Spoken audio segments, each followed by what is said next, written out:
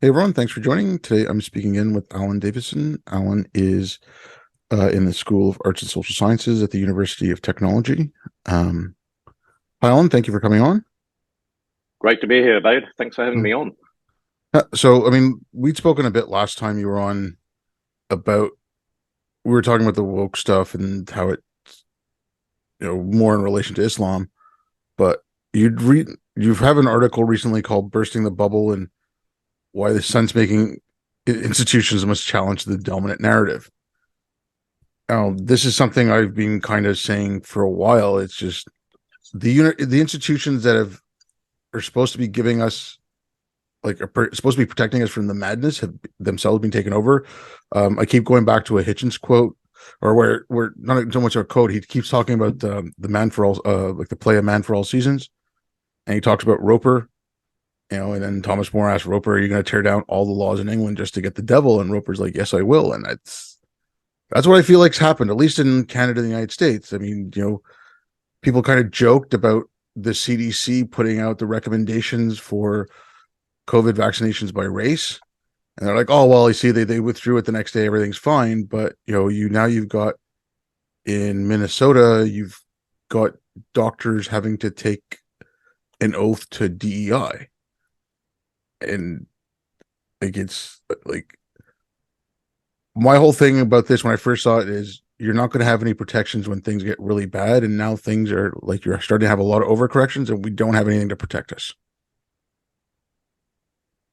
Yeah, look, I suspect that things are chugging along more or less in step here in Australia.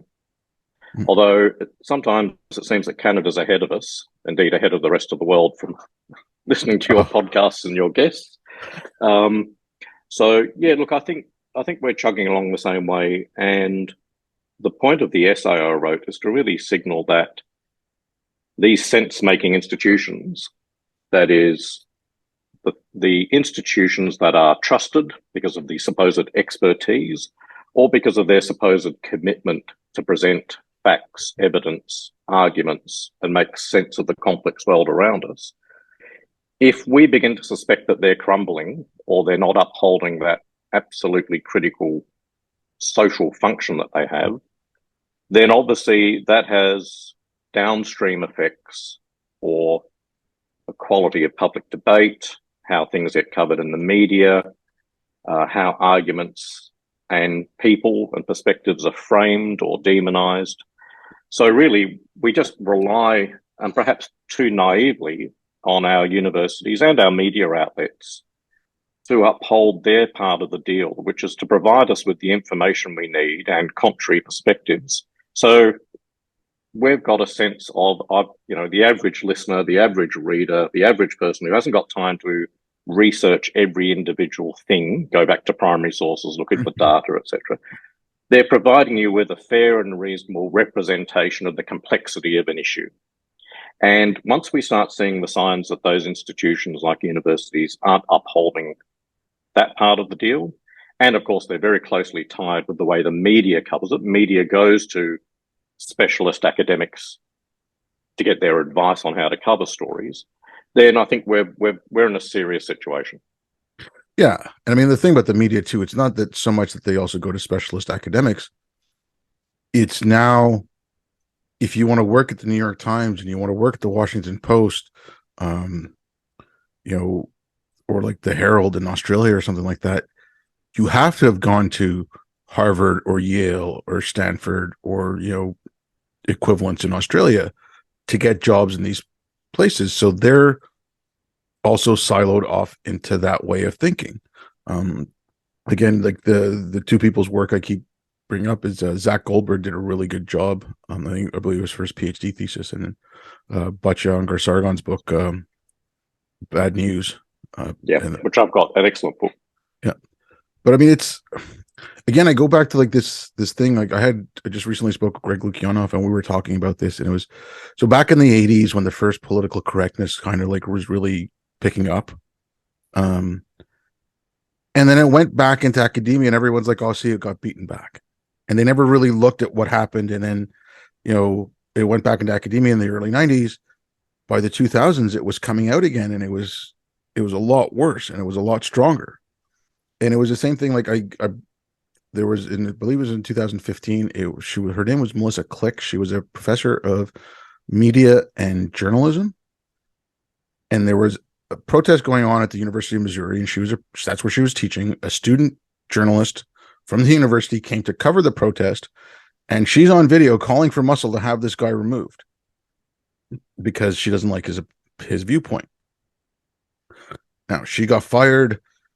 You can argue on the reasons of why she got fired, whatever. I don't even want to get into that. But again, everyone's like, "Oh, see, it's fixed." But I mean, that should have been alarm bells ringing off, at least at that university. Like, what's going on in our school of journalism that a professor is going to call for muscle on a student journalist, or when Peter Boghossian, Helen Pluckrose, and James Lindsay did the grievance studies affair. Again, alarm bells should have been ringing, but it just seems to me that no one wants to look. Like no one, I kind of flippantly was joking with someone online that it's because academics are really bookish and they're not up for a fight. But I don't know what's going on. It's just like they're like you're seeing all these things come up in front of you and you're seeing the result of it downstream, but no one wants to talk about where it's coming from. And that's an interesting point in itself, isn't it? I think, in understanding the ecosystem around this, looking at those signals where, why aren't people talking about it? Why isn't it addressed? I think they're really important clues to the sort of political economy that's behind this. And I suppose one of the most insidious outcomes of this sort of culling or self-selection into elite journalism schools, into universities in some areas, is that it's worse than deplatforming or cancel culture at the outcome of a dissident voice or heretic saying something. I think what's really insidious is under the radar, this self-selection that's going on that presents a false sense of consensus around a series of issues, because already there's been selection of the voices that are allowed or given that expertise status to speak about it. So for me, the deplatforming thing is just sort of one pointy end of the argument. What's much more concerning is the ecosystem that's training and bringing these people through, putting them into positions of authority or respect. And that's really the thing that should be concerning us, as well as those spark points, those flash points where someone gets deplatformed. That's simply a sign of something that's much more deeply embedded within our institutions. Well, yeah, I mean, okay, yeah, the deplatforming or whatever that happens after people feel safe enough to do that or whatever. And I don't want to use I don't want to call up that language, but it's like something you just mentioned. Like it's not just the deplatforming, but it's that overall sense of how to talk. I think in the US and Canada, it's something like 63% of students are afraid to speak their mind. There was a study that just came out of New Zealand where that number is it's not as high as here, but it's relatively high. But it's things like that. It's also, you're talking about, okay, these people coming to positions of power. And it's, again, it's just, you read this stuff, you look at it, and I look at the timeline of when the intersectional framework really took over. And so that took over in the early 90s. So the first people with masters and PhDs were coming out around the late 90s. It was at the same time, so 2001, you had, Bush Jr., then the Iraq invasion, and then you had, Islamophobia, all this stuff. So, okay, we need to find people who will help us fight against racism or policies against racism. Who do you go get? People who graduated with PhDs with this worldview. And they come in because they're the quote unquote experts, and they bring in more people that think like them. I'm not trying to put this down to like a conspiratorial thing. It's when I'm in a position of authority and I'm hiring someone, I'm going to hire someone. Yes, I work in a technical field, and I'm going to need someone who knows their skills. But all things being equal, someone who thinks sort of like me, or we're on the same wavelength, I'm going to lean more towards that. And it's the same thing happened here. And it's, I mean, I forget who wrote the paper, but the long march through the institutions, and that's what it was. And it's still going on, and it's gotten to the point where, at least in North America, Canada, the United States, it's in K through 12, and it's colleges of education are taken over. I mean, like I said, med schools are being taken over. It's scary. Yeah, and I think that pretty much reflects here where we are on the evolution or the disintegration, depending on which way you want to call it. You know, I'm sure we're within a year or two of you with our institutions, you know, schools, universities, media, etc. So, I mean, how is it going for the sciences there? Like in Canada, again, we're talking about like, okay, my alma mater, they, there was a guy, I forget his last name, his first name is Pat. He's South Asian, and he was asking for a grant. He works in chemistry, so he's asking for a grant in a research project in chemistry. And because he didn't fill out his DEI thing properly on how he was going to hire people, he was refused the grant because he was racist. Now, I'm not saying South Asians can't be racist because I've talked about that even in my family. But it's just like the way they're doing it. It's again, the Canadian government, the Ministry of Immigration. If you look on their website, their definition of white privilege, it says, and I'm paraphrasing here, I don't have it in front of me, but if you think in ways that uphold white supremacy, you have white privilege, you know, regardless of your race, like your skin color. I mean, it's, you know, Yeah, and the issue there is, you know, the term white supremacy used to mean something, mm-hmm. you know, maybe 10, 20, 30 years ago. And I think most people knew what it was, and they had an image in their mind and a paradigm that they could construct around who these people were. But, you know, as with all of the concept creep that goes on, if you like, you know, keeping to time or showing up at work well dressed, you're white supremacist adjacent or something. I mean, the idea behind what's now called upholding white supremacy could be anything, and it clearly refers to a whole lot of cultures and behaviours that aren't even white anyway, and therefore, you know, you've got internalized whiteness and white adjacent and etc. And I think, well, that's now completely circular. You know, there is absolutely no root to this idea such that the term white supremacy has any meaning anymore, which is very dangerous, because the thing is, there are white supremacists out there. So if we say there's white supremacists nearly everywhere, that it distracts our attention from a genuinely disturbing minority and hate group. When if everybody who sort of appears white or appears to have a series of behaviours that are so crassly associated with white supremacy and upholding white values, it's just meaningless, but also dangerous at the same time. Yeah, I mean, the terms are being overused, and it's just, first it was racist, then it was white supremacist, Nazi, whatever. I mean, these things, like you said, they've lost all meaning, they've lost all value. They don't serve a purpose. Like, you know, when there is a real white supremacist coming along, and it just, you want to point it out, you know, it's the boy who cried wolf, right? It, like, is that really going on? It just, because frankly, I mean, take the white supremacy aside, they're just like, in the same vein, all the hoaxes for hate crimes and stuff. There was recently, it was two supporters of Mark Rubio who got beat up in Florida. Now, when I first read that, I'm like, okay, is this a right-wing version of Jussie Smollett? And I don't want to have to think like that. Florida is a fairly red state, as you just saw recently in the midterms, and you know, it's you know, and I'm not saying that's what happened. I'm not saying, but like, you know, that was one of my first reactions. It was like, it's coming down to a lot of these things, like where someone actually really did get hurt or something like that. And if your first reaction is, okay, well,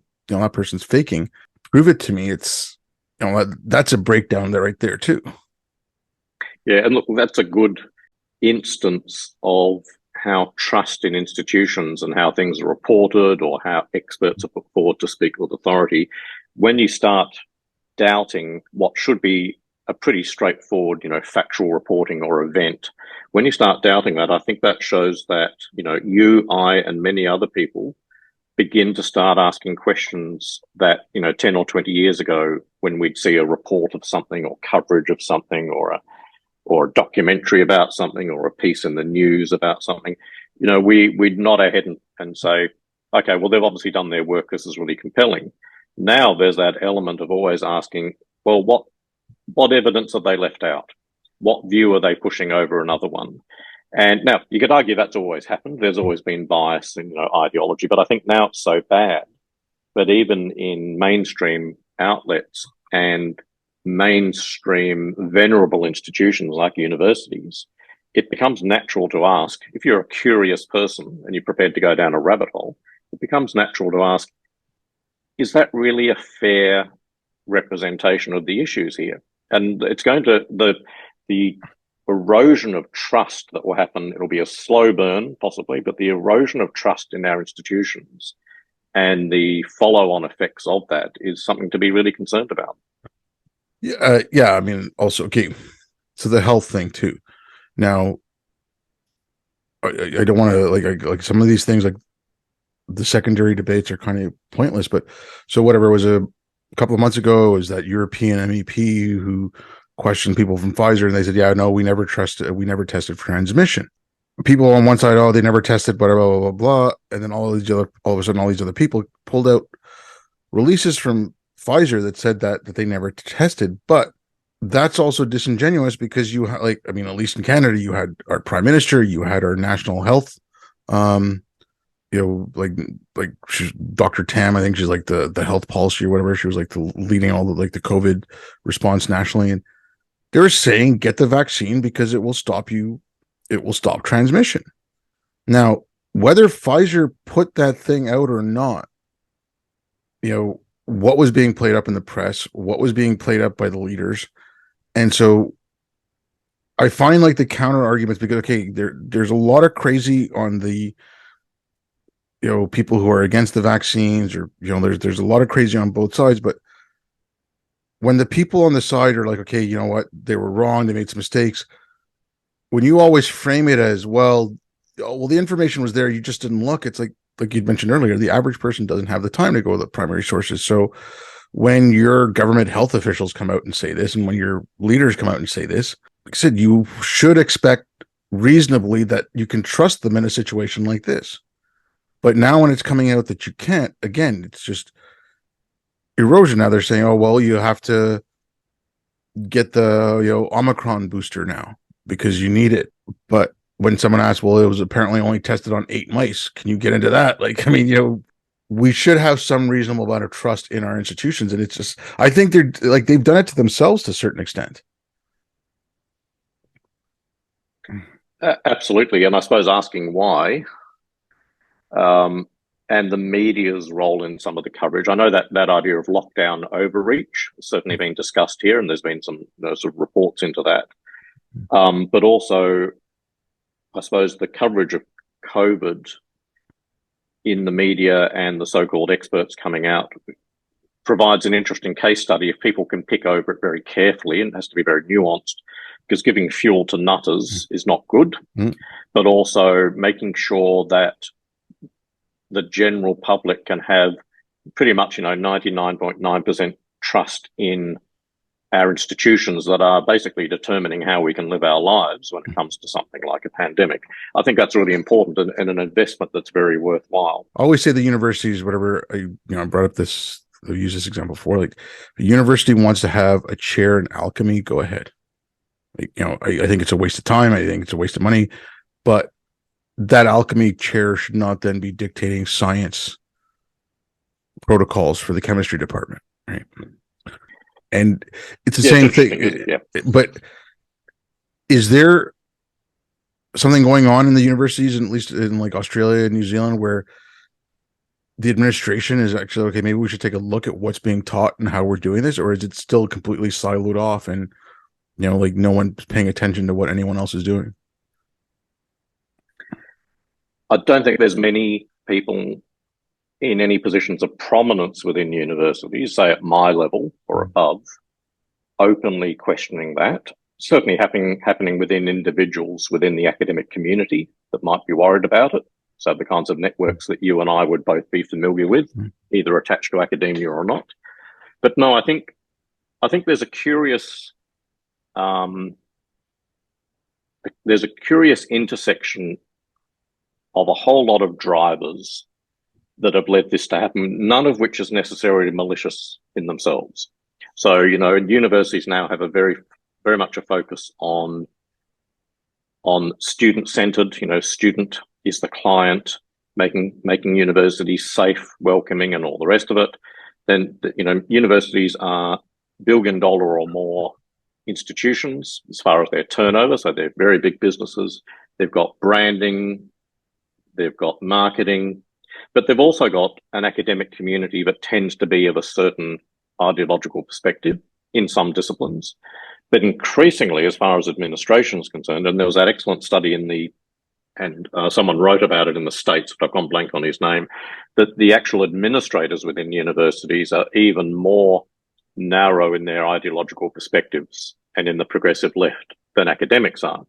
So if you combine all these things together, high fees, brutally competitive environment within the university sector, a bit of a business model that drives a lot of it, you wonder where the commitment to the foundational values of universities, i.e. truth, or having discussions about truth at least, you wonder where all that ends up. And I think it's fair to say there hasn't been strategic level senior leadership discussions across the university sector about the potential risks to the university as a trusted institution. That, I think that's certainly not the case. I'm not seeing it. And I don't think there's much appetite to have it either. But when you talk about looking at the student as a client and you're selling them something, like, I'm sorry, but if so you're Wesleyan in the United States and you're charging someone $30,000-$40,000 a year to get a gender studies degree, I'm sorry, like, you should be sued for fraud. Like, you did not teach this person anything. You gave them an absolute nonsensical worldview that's not fit for any purpose. These people don't even know how to do research properly. They only know how to write and read gibberish. Like, I'm sorry, but that's fraudulent. Well, yes, except it creates its own business and economy, doesn't it? Yeah, but to a point, these people are getting jobs. These people are determined. These people are framing our view of reality. So if you want to be a right out there relativist, you'd say, well, they have created a new worldview, haven't they? So it's not like it might be a fraud in one way. I'd agree. There's an element of intellectual fraudulence to the whole thing, but there's clearly an economy behind it that's working for them at the moment. Okay, but again, with that, like, reality is going to hit them in the face in a certain way, because so you've been having people coming out with gender studies degrees for a while now. They've built up this industry, but there's only so many people they can employ, and once they employ those people, they'll be there for years, right? I mean, like, you start you're in the workforce for a few decades, so, like, there is going to be diminishing returns at one point or another. And again, these people are not going to be fit for purpose. All these people that went into tech, and I work in tech, after a certain point, the market itself was glutted. You didn't need that many, right? So I'm just kind of looking at it that way. The same thing. It's just, yeah, I think you're being over optimistic. I think the idea that reality will eventually bite this, I don't think it's happening, because they are creating an ecosystem for themselves for more work.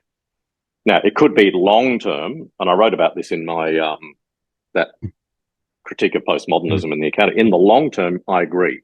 In the sort of long evolutionary sense, we'll have the elite and the managerial classes in a great state of tension and perhaps ill-equipped to actually guide communities, societies through the complexity of the world. But that's going to be, I still think, years away, because they have created an entire economy, not just a political economy, not just an ideology, but they've created an economy around this that creates positions. I mean, how many positions have been created in diversity, equity, and inclusion into the sector? And it doesn't matter that it might be bleeding the resources of the various sectors dry. It's creating more and more work, more and more career trajectories. So I'm a little bit more pessimistic in the sense of reality can be put off for a long time. Yeah. And it has been. And I think there's still, years to go yet before entire fabrics of society potentially begin to tear, because we've got an elite managerial class and so-called experts that are peddling completely fraudulent bullshit. I agree with you, but reality can be held off for a long time. Yeah. Okay. I mean, I'm not saying it's going to happen, next year or anything, but I'm just saying like that they are. Yeah, it could be 10 years from now, and I think that would be far too long. I think the damage done would be too hard to really come back from. But it's also okay. Canada. So our government gave this guy Maroof. Over the last 6 years, they've given him about $600,000, and the most recent thing was he was hired. He's a Canadian citizen living in Lebanon. He was hired to teach the national broadcaster, the CBC. He was hired to give them anti-racism courses. The guy is a raging anti-Semite. And he was, I mean, all kinds of horrible tweets and stuff. And then he's like, oh, I was only talking about white supremacist Jews. And, like that was his excuse. But our government knew about this for a month before they even addressed it. It's ridiculous. And that's coming in. But like now reality's, so they have to kind of face up with it. I mean, like, I'm not saying what the government's doing and how like the reaction of the press to this was, the press is mollycoddling the government on this as far as I'm concerned. But reality just kind of did hit them in the face right there. So I'm just wondering if things like that can start happening to universities. It's just, I mean, one example of this was, and I wish they'd continued this, was Princeton. There was in 2020, their president put out a letter about how racist Princeton was, and the Trump Department of Education said, "Fine, we're going to investigate you. If you say you're racist, we're going to investigate you," which I think is a right move. And then they let it go. And I wish they'd continued that investigation. It's like, okay, so you're a racist thing. You say you're a racist organization. You get money from the government. Why should we keep funding you? Why do you say you're racist? On what basis? And lay it all out in the open. Yeah. Look, I agree. There will be moments, sparks that might or might not take off, or they might just sort of, there'll be a very hasty retreat once people realize that, oh, we don't want to be drawing attention to this issue or this claim, because if you're prepared to really pursue it, it could actually be counterproductive to those goals.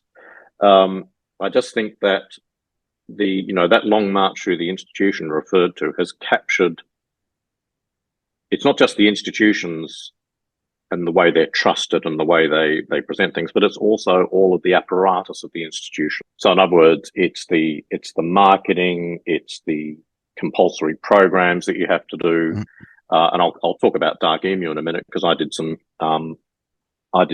equity and diversity training here that was mandatory. The trouble is, even if reality comes out every so often, if you look at the people that are managing the levers and the resources of institutions, multi-billion-dollar institutions like the big universities, particularly in the States, they have incredible resources to then deal with these things, get consultants in, get media people in. There's a whole lot of stuff they can do. Now, whether it's ham-fisted or not is another matter. But I think that, yes, reality will poke its ugly head up every so often. But unless there's something sustained behind it, then institutions of all sorts, be it media, universities, government, whatever, they've got enormous resources to manage the problem. And it means that it just seems like pushing water uphill to try to get a really genuine intellectual, evidence-based discussion on any of these really contentious things to be held in good faith, pretty much on any platform other than, podcasts and these alternatives. Yeah, I mean, okay, there's a lot to that too. Like, I'll give you like two examples. Is one in Virginia a couple of years ago when Youngkin got elected. It was a couple of years ago or a year ago. Youngkin so he's the new governor, got elected, and he got elected basically because he was pushing back on CRT-based education and all the gender and queer theory coming into schools as well, K through 12. And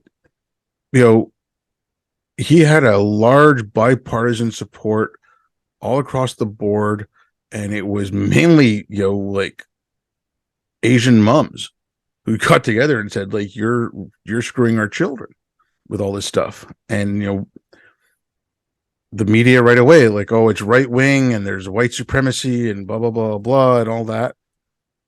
Then you had that up here in Canada with the trucker convoy, which I had issues with. The trucker convoy, I thought there were certain things they did which they should not have done and which they should have been legally penalized for.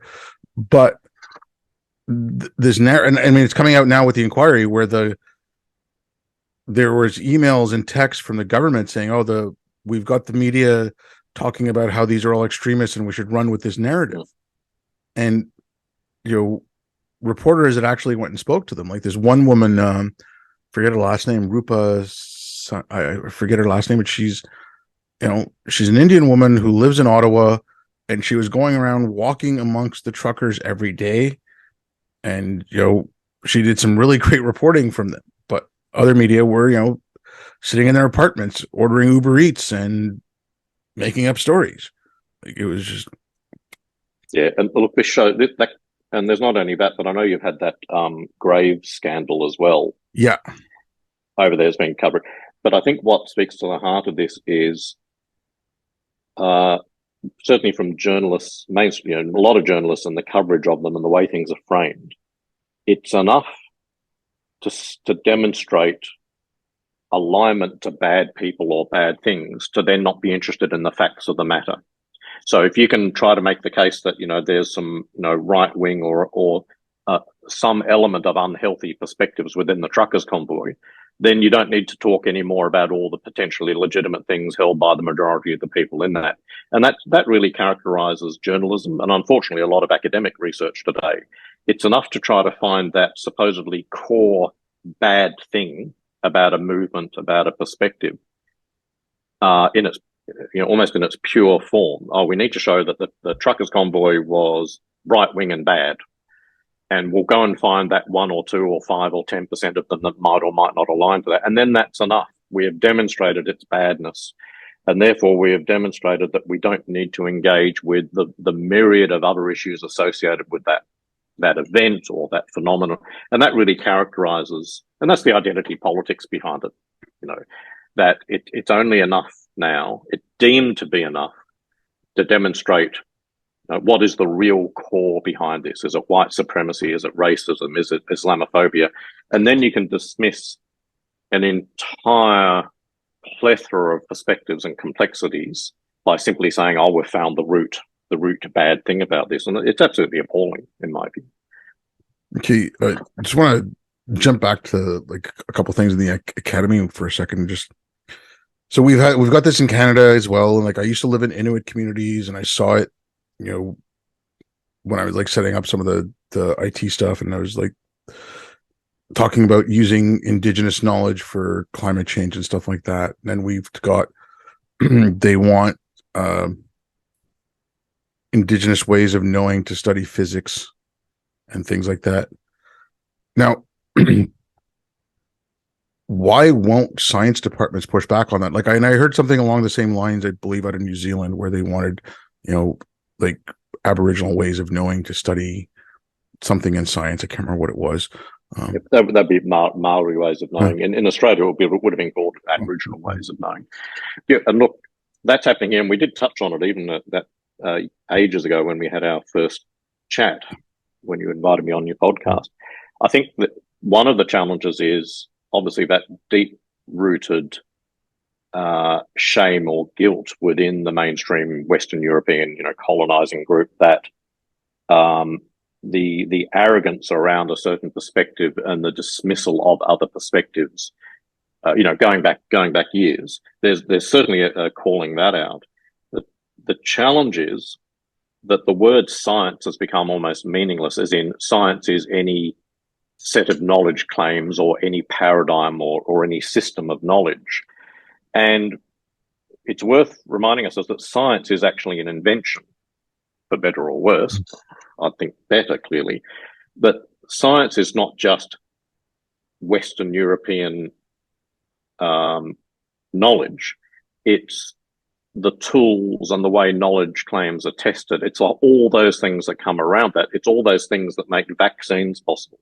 It's all those things that make modern medicine possible. It's all those things that make, travel around the world possible. It's not just another way of knowing. It's a particular approach to how we think we know things and how they can be tested. And there can be all kinds of flaws and faults and, things that go wrong with that. But to call other knowledge systems science by putting the word indigenous in front of them is now characterizing the idea of science, the scientific method, the approach to testing, modeling, and all the rest of it. It completely disintegrates that into, it's just another system of putting things together. And that's clearly in our everyday lived experience bullshit. We all rely on science properly constructed all the time, which is why most of us are still alive, because we've had various medical incidents. Whatever. It is not that there was an alternative. There was an alternative science that we could have gone to instead if we just weren't racist to save our lives. So I think the way that the word science has just been degraded into, it's just another system of knowledge attached to a certain race, a certain community, a certain people over time, that's the fundamental misstep in all of this stuff around. We need to look at other ways of knowing. Let's say, yes, absolutely, we can, and there might be all kinds of insights and knowledge to be gained by looking at other communities, peoples, civilizations, whatever ways of looking at something, by all means. But to call it science is to reduce the entire apparatus of science to simply being another way of knowing attached to a certain people. And that's I think a critical and terrible misstep in all of this debate. But again, like, why isn't the chair of chemistry or biology or whatever saying, no, like, I'm not going to have this in my department? Like, well, we know why. Yeah. So that's a rhetorical. We know why, because they don't want to be called, even if they're brown or Asian or whatever. If they say no, we're not going to allow this, they'll be accused of being white adjacent, won't they? No, but at one point or other, I mean, like, this is my issue with this, and it's like this part of it, and it was the same thing. It's like my biggest issue with the whole Trump administration was it's the wrong way to go about it. Like, I realize your jobs and everything, like, I don't want to, I realize part of that, but like, if the science department as a whole at a university says, you know what, this is all bullshit, this is not science, this is not the scientific method, this is not the methodology we use, and if you have something, prove it. I mean, I don't think any university would say, okay, you're all fired, because that's suicide. And I think you need something like that, because again, like when I say with the Trump administration, a lot of people when he got elected said, oh, the excesses of the left helped Trump get elected. But they never went back and looked at those excesses of the left. It was all Trump all the time. And it was, I'm like, okay, you stared at this shiny yellow orange thing, and you let your institutions get even more corrupted. You got it to the point where, like I said, the CDC recommends vaccination by race, because older people are mainly white, and they've already lived a privileged life. I mean, that was one of their rationalizations for why it should be done by race. Like, there's a cowardice there in my, and I'm, sorry, I don't mean to be shitting on academia, but like, there is a cowardice there. Like, it's like, stand up at least for that. Like, I agree. There's and this is one of the things that I find most infuriating, is that waving the social justice progressive flag can be done in good faith by many people, but it can also be a cover for utter cowardice. And I think you and I both know people who would probably agree with a lot of stuff we're saying, and I know people within the academy. And I'm not calling them out as cowards, by the way, because I know they are genuinely concerned about what will happen if they stick their necks out and say, no, we're not going to accept this supposed paradigm of Indigenous science in our science faculty, because they will get absolutely hammered. And as individuals, they will actually put their jobs and careers at risk. not necessarily in terms of just being fired, but in fact, they will become unemployable within the sector. It is that bad. I would say hand on heart, it is that bad. So there is a collective cowardice that that I think means that individual academics, be they scientists or non-scientists, are paralysed with genuine fear that it does create an entire community where I agree that cowardice is there, and it's particularly annoying that it's there in institutions where we provide supposedly jobs for life and we support free inquiry. But I think, you know, what I talk about in my essay with the book Dark Emu is really trying to test that idea as the reason that a highly dubious piece of work making a highly dubious set of historical claims became probably the most well-known and supposedly authoritative view on Aboriginal agriculture pre-colonisation is not because people thought it was a good piece of work, but it's because many of those in the relevant disciplines, archaeologists, anthropologists, historians, and others, simply didn't want to speak out because they didn't want to be accused of being racist and they wanted to be on the right side of history.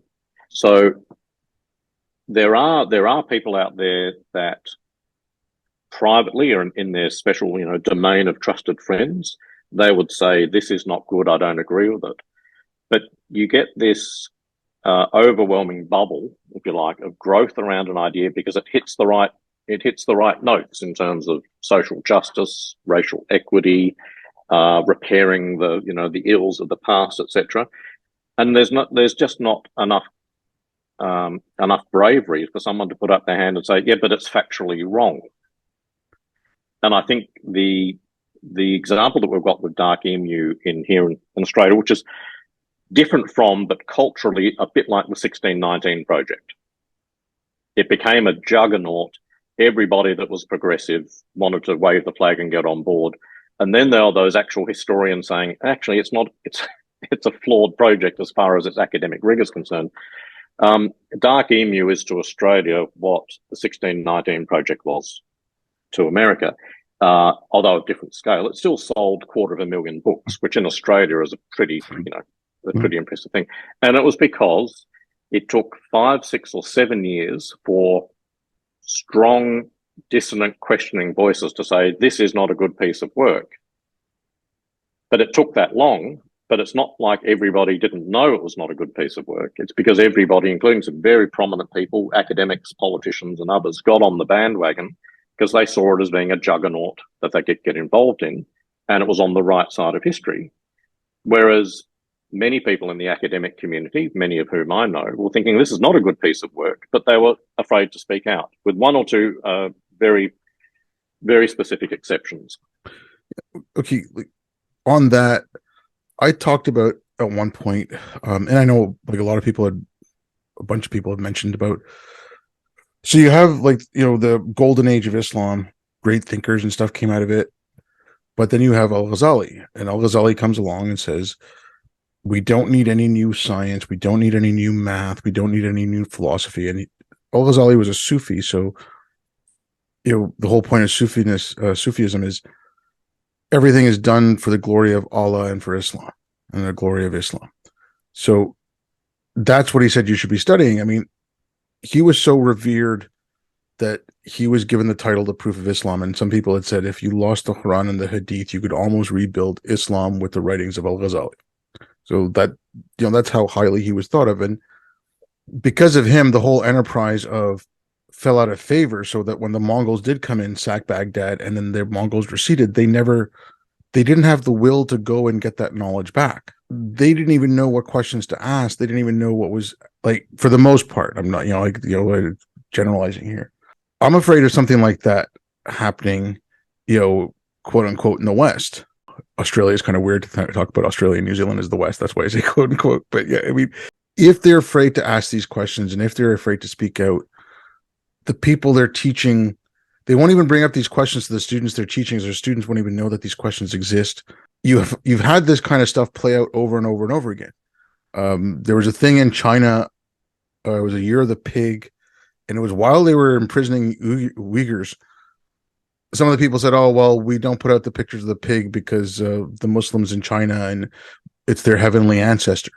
I mean, they don't have such a lack of information that they're trying to be respectful. At the same point, they're saying that the pig is the heavenly ancestor of the Muslims, which is, I mean, it's kind of blasphemous right there. So it's that's what I'm trying to get at. Like, we are so dumbing ourselves down with this, and if it's not stopped, it's like that movie Idiocracy. Like, how long? Like, I keep referring to the book, The Beginning of Infinity, I believe it's called, by David Deutsch, and he talks about pockets of enlightenment throughout history. And I don't want a future David Deutsch writing about this last 300-400 year period as another pocket of enlightenment that got extinguished because we were too stupid. Yeah, it'll be interesting to see is this cyclic, or using the analogy of the bubble, which I've taken from Jonathan Rauch's book. It doesn't mean to say if things will correct, or you're right, there could be a whole generation or more, particularly those who have come through school in recent years into university, who may lose the passion for genuine curiosity, which should sit behind all this, but may also have been told for most of their time in educational institutions, it is wrong of you, it is a crime almost, or is it hate, to even be thinking those things. So we're going to expunge that, by asking questions about science, by asking questions around gender, by asking questions around race. You are actually participating in the promulgation of the very hate we're trying to challenge. So there's the potential and the risk that there's a generation of students coming through into university that have had their Overton window so narrowed that even if things open up again, more stuff on Twitter, more stuff on social media, more stuff, they're simply not equipped because they've been trained in this very religious-like mindset that, isn't it? This is the thing around cults and about high control, religious movements, that even asking the question is the first crime against God or the first crime against the authorities. And what we're getting in the sort of social justice, pseudo cult or proxy cult or whatever it is the idea that even asking the question, how many unarmed black men are shot by police in America? Let's actually go and look at the statistics. Is it Fry's work on that, I think? Even asking that question is to situate you as a white supremacist. You know what I mean? So therefore, you are being trained to not even ask the dissenting question, but not even to think the dissenting question. It's a thought crime. And that's, I think, particularly concerning and speaks to your point that even if things supposedly open up and, and we do get somewhere here and there things discussed, is there a generation of students coming through from school into university that have been taught that even thinking a dissenting idea is participating in the hate and the crimes of the past and all the rest of it? And if that's the case, we're in a lot of strife. Yeah, I mean, again, there's an example I've used quite a bit was there's a school in New York City, and it's not so much not what you're thinking, but it's also conditioning you how to think. So there's a school in New York City. It was a private academy from K through 8, and they took their kids. So this happened in 2015. So they took the kids in 3rd grade to 8th grade. Once a week, the kids were separated by racial affinity groups. All the non-white ones were told that they'd been oppressed, and they'd been oppressed by whitey. And the group for white kids was told that they were oppressors. And so you're raising maladjusted little kids now. And then these kids being kids, they went on the internet and said, what's good about my race? What's bad about my race? And they started talking, they just started spouting out ethno-nationalist garbage, within a space of a couple of months. And I'm just saying, like what you were talking about, they don't know what to ask, and they're being taught to repress these things. But if they have those thoughts, like Helen Pluckrose talks about this quite a bit, and she does it in reference to White Fragility, the book.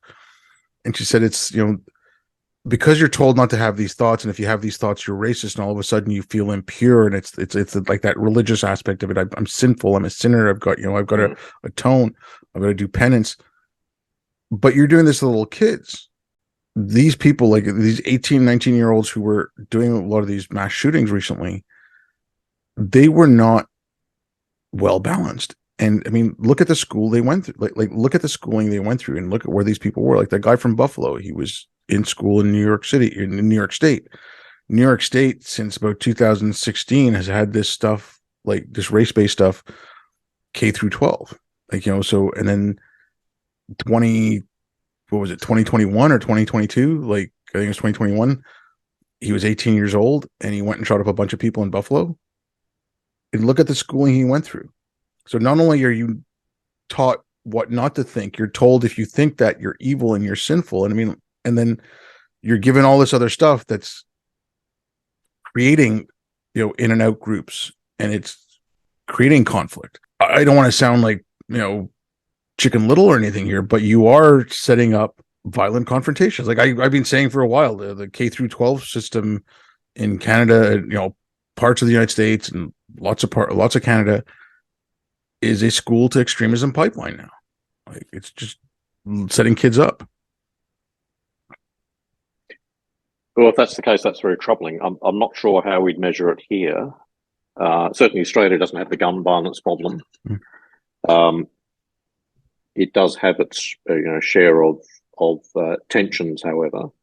But I think, if we're bringing up a generation of kids to be taught that to fundamentally to ask questions and to seek evidence and to look around them and be curious about what's claimed is a thought crime, then we're setting these young people up for a very troubled time one way or the other.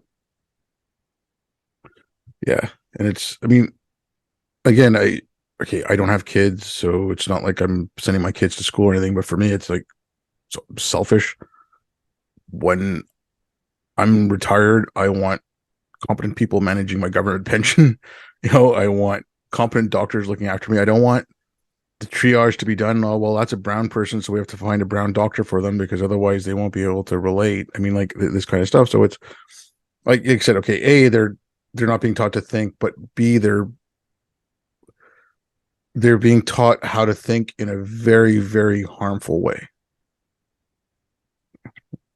Yep, I agree, but we're yet to see the full ramifications of this, what's been going on over the last 10, well, it's obviously more years, but it's really hit its straps in the last 10 or so years. We're yet to see the long-term ramifications of that with a generation coming through. And it'll be interesting to see where there is pushback or dissent, what kind of impact that has, obviously retrospectively, because it will take a long time to try to unwind what's happening in the schools for those that do have concern about some of those perspectives. And it's not obviously not just race, there's the gender issue as well, and religion, and there's a whole lot of things that they have their own distinctive characteristics, but they share the common basis, that it makes it very difficult for a curious young person wanting to ask questions to find a space where they can actually put up their hand in a class or in a lecture or in an online forum or whatever and say, but hang on a minute, there's this evidence over here or this data set here or this perspective from this well-regarded person there that actually challenges that. If the only response needed from those that are in the institutions is, well, even asking that, even thinking that is making this an unsafe environment for, that brown person over there or that non-binary person over there. And we'll end up with a really insidious self-censorship as well as overt censorship. And I think we need to be concerned about both. Yeah, I mean, the overt censorship is bad enough, but the self-censorship, when you've gotten to the point where you don't need the overt censorship anymore because people know not to say it and they just keep quiet. I mean, that's gotten too far. I don't want to keep you too much longer, and we've been kind of pessimistic. Do you see any signs of like hope? Like, I mean, I see a couple of things in the US. I don't see much in Canada. Like the University of Austin, that little thing that a few people like Peter Boghossian was part of it. And then I am seeing something in the States as far as K through 12 goes, especially like things like 1776 Unites. They've got a kind of a curriculum. There's someone else, Ian Rowe, who's starting up a series of charter schools, and he wants to base them on like international baccalaureate schools, and so get back to like classical learning type of thing. Are you seeing any things like that? Any signs of things like that kind of pushback in Australia and New Zealand, or is it still kind of bleak? I can't speak too much for New Zealand, but there are things happening which you've probably got wind of, Mm. and it might be worth having someone from the New Zealand community, if you like, the heterodox community, on your show. But in Australia, look, there are little glimmers here and there. There are events going on. There's networks of people finding each other. I think there are little glimmers of hope. In the case of the book that I write about, or the phenomenon of the book Dark Emu, yes, eventually, a really sound disconfirmation, if you will, of Dark Emu's thesis came out, and it got a reasonable amount of media coverage, and it got people thinking again that maybe we were too quick to jump on the bandwagon of something that looked progressive and was saying the right things, but in actual fact may well have been factually incorrect. The thing that worries me is it seems to take an enormous amount of effort to do that, and often people who are at the end of their career, so they're saying, stuff it, I can't get cancelled anymore. They're pretty much semi-retired. Or when it's a sort of mid-career scholar or a sort of mid-career journalist, whatever, it's often an act of singular bravery that gets them to do something like that against considerable pushback, and it makes life pretty unpleasant. And that's certainly the case of the colleagues that I know who have tried to do something to push back, maybe a public forum or a panel or something like that. You've got to ask, is it worth the effort? Because it's damaging in your own community. Even if some people secretly agree with you, they might not want to be associated with you. So I think there are signs of hope, but it's taking a lot of work from a very small handful of brave individuals to push back. The trajectory we're on is just not sustainable, and it's I see it leading nowhere good. One last thing on me from this is we're exporting this. So in 2015 in Afghanistan, there was a young woman. So there was an imam who was selling lockets with verses of the Quran in them and selling them as magic lockets. And so she denounced him. He called her out for burning pages of the Quran. A crowd chased her. A couple of police officers tried to pull her up on the roof, but the crowd caught her, and like that, whatever, it was 2015 Afghanistan, still, I mean, NATO was there, whatever, but like still very religious, and the Taliban were, still had some influence. But what had happened was the next day when the funeral was supposed to happen, a bunch of girls protected by a bunch of, young men went and took her body and buried her themselves. And they said, we're not going to let the mullahs do it. It's a huge no-no in Islam for the women to even go to the cemetery, right? And especially to them to perform the burial. So that happened. But then on the Western side, they opened up a PhD program at one of the universities in Kabul in gender studies. I mean, like, these people don't need, Gail Rubin and Judith Butler. They need John Milton and they need Milton and Mill. They don't need, all this nonsense. And then you had, like, there's one case which was pretty appalling to me when I heard about it. Was an American captain walked in on an Afghan army commander sodomizing a little boy. There's a practice in parts of Afghanistan and Pakistan called bacha buzzy, where they take little young boys and they basically rape them instead of sleeping with, outside of marriage, which I don't understand the reasoning behind it. So when the captain put a stop to it, he was reprimanded and he was forced to apologize because, he wasn't respecting the culture. So I'm like thinking, like, here are these young women in Afghanistan and these young men who are going against really strict religious teachings, and they're trying to fight back against it, and we're pushing this garbage down their throat. And I mean, it's what the gender ideology is doing in India to women's rights. what post-colonialism is doing in North Africa to people pushing back on like Islamic theocracy. And then if you look at like in South Africa when they started a black physics course, um, like what the hell is black physics? I don't know. So like that's for me, that's we're damaging ourselves and we're spreading this ideology across the globe into developing nations. And so even where there might be a spark of someone trying to come out from the boot of an authoritarianism, we're sending this garbage to them to that does no help. I agree, and I think putting it crassly, it's another wave of colonization, Oh yeah, post-colonial colonization, that is so self-indulgently righteous from those peddling it, because at the end of the day, they don't really care about the poor and the oppressed and others in these communities, and they're not interested in the emancipatory possibilities of enlightenment, of science, of proper education. They just want a woke signal. And it's like, when the Catholic Church went into, was it South America to recruit? Wasn't that one of the largest areas of growth in the Catholic community? I might be wrong with my facts there, but the point's the same. Let's go and get a whole lot of naive people on board to believe this utter bullshit, because we need to recruit.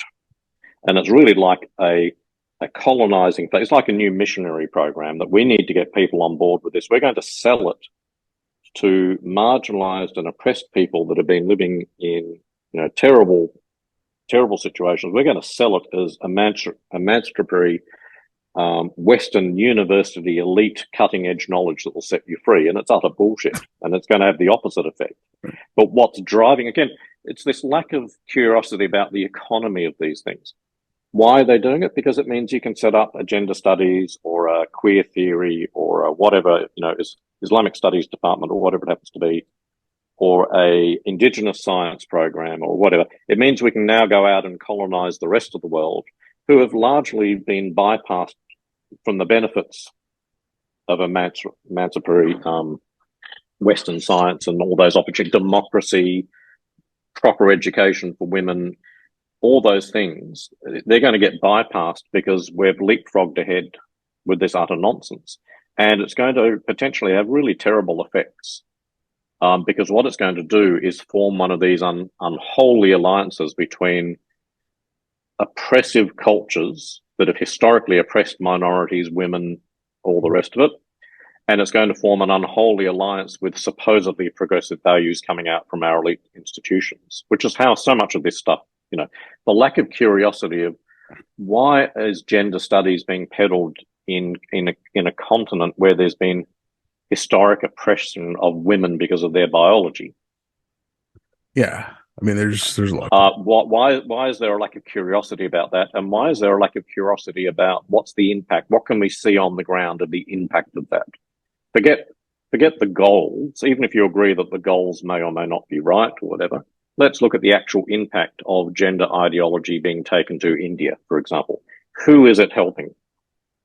Who's been, that fundamental lack of curiosity amongst our academics and our journalists, I just find absolutely staggering. Because, again, we're not allowed to ask the question, who's benefiting from this? Because when you're on a moral crusade and you've got that form of moral clarity, it basically means you will avoid fundamental questions around nefarious motives, just like the church has, for centuries, of any organized religion. Because if you claim that your motives are pure and right, and you've got that utter moral clarity about what you're doing, it makes it hard for people to say, hang on, why do I need to believe that? Let's go right back to fundamentals. What's the motivation for doing this? Who benefits from it? Follow the money, follow the ideology. Who is building their empires? And the fact that people claim that it's on behalf of a great moral cause or progressive or whatever, there is no need to accept that as a point of departure. It's that very thing that should be questioned. Yep. And I mean, that's exactly right. Like I joke around with, but when you're talking about the colonization and stuff, I said, these people are friends of victimhood. They're not friends of victims. They need that to prepare. Very nicely put. Whatever. I repurposed a Hitchens quote for that. Anyway, Alan, that was great talking to you again. Thanks a lot. And awesome. Thanks for having me on, Abad. And I'll put a link to I'll put a link to the article. Actually, if you can send me a link to the article, I'll put that in the show, because you sent me a screen capture of it. I'll put that in the show notes, and I'll let people know how to get a hold of you. And thanks again, and thanks everyone for listening.